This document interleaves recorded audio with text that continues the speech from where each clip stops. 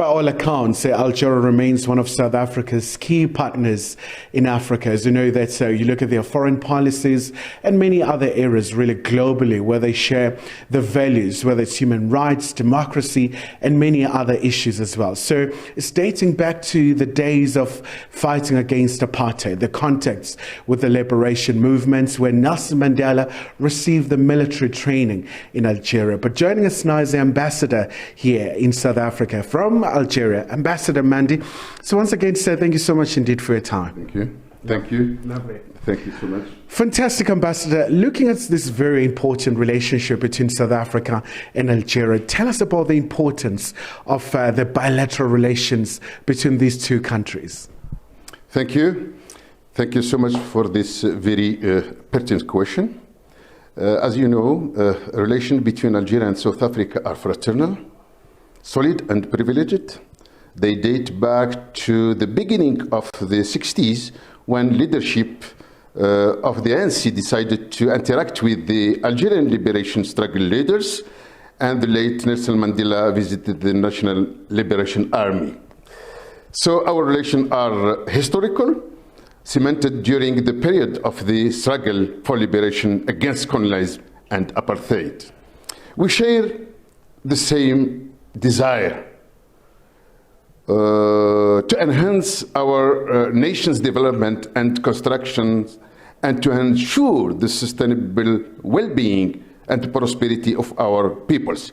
So once again, Ambassador, a lot of burning issues globally. The situation in Gaza with, the conflict that has been going on for some time. We know that Algeria is a UN Security Council member. Along with South Africa, you have been quite vocal about the situation there. What can be done really just to see a ceasefire and this conflict to be resolved? The establishment of Palestinian state has been and will be the sine qua non condition for achieving a just and lasting peace in the region. The settlement of the Palestinian conflict remains, in fact, the very essence of any solution in the Arab-Israeli conflict. It is impossible, in fact, to achieve peace and security in the Middle East without allowing the Palestinians to exercise their legitimate right at their head, the inalienable right to the establishment of their independent and sovereign state with Al-Quds as its capital. It is deplorable to note that the two-state solution is prior to systematic undermining by the occupying authority. Today, the world is witnessing a policy of escalation adopted by the Zionist colonial occupation with the aim of concealing the essence and substance of the conflict in the region. Ambassador, another very important issue will have to be the question of Western Sahara. Once again, we know with South Africa, the country has been very clear in calling for Morocco to pull out from the territory. It's an issue that really resonates with Algeria as well.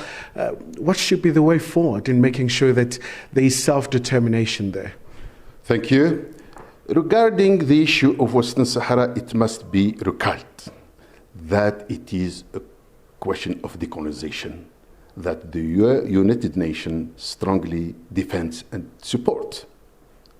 The Sahrawi question has been on the UN agenda since 1963, when it was colonized by Spain, and it is currently illegally occupied by Morocco. The ICG found that there was no evidence of any tie of territorial sovereignty between Morocco and Western Sahara. The Court of Justice of the European Union recognized that Western Sahara was a territory distinct and separate from Morocco.